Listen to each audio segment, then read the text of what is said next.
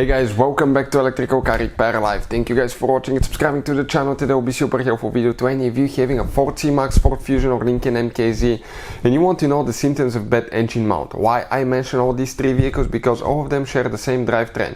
We'll be demonstrating on a hybrid engine, but if you have a non-hybrid engine, the procedure will be about the same, symptoms will be about the same of bad engine mount as well. Because that hybrid engine is exact same engine used in those three vehicles, and if you have the non-hybrid engine, again you can find it in Ford C-Max, Lincoln MKZ and Ford Fusion as well. So let's explain that today. Before we start, let me tell you a little bit about us guys. Every single car we get here at the garage, we try to make at least 2 to 300 free repair videos. Why we do that? Simply because our mission at the shop is to save you as much money as we can. All we need in return, please subscribe to the channel, like the video, that way we can keep making these absolutely free videos.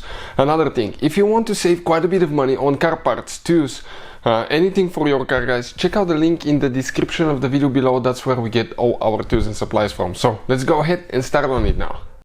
So let's go ahead, open the hood, and we will explain about engine mounts here guys. You actually have 2 engine mounts and 1 transmission mount guys. So if you look right here on your engine, okay, we have the engine cover here, but if you look to the side right there guys, that's your engine mount.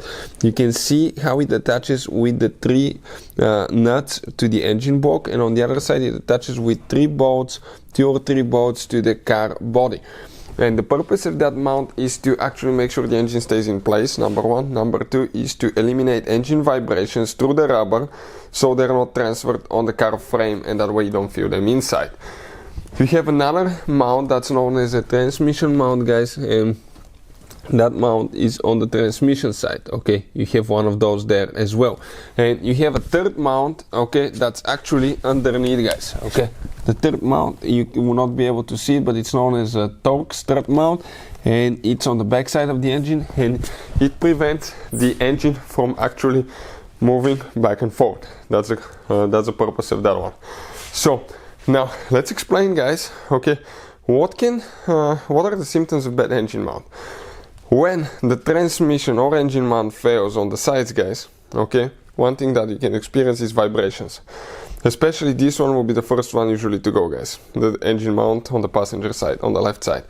Vibrations, okay, when you're in drive, you stop at a stop light, you will feel the car vibrating, the dash vibrating. When accelerating at certain RPMs, the engine will feel noisier, louder, and you have vibrations. Another thing, as I said, louder engine, because those vibrations will multiply the sound practically going to the car frame that's made out of metal, and it will be like amplifier, so your engine will be louder. Number 3, engine movement. If the mount breaks, it will allow the engine to move back and forth, so you can feel engine movement, especially going from reverse to drive. Number 4, you guys can experience engine clanking.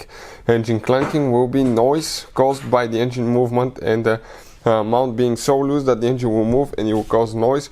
And also it's not good to drive with bad engine mount because it makes your car unstable, the engine moves. Number 2 guys, what actually happens, okay, you can break coolant lines, you can see fine coolant lines, wiring harness, because of that extra movement.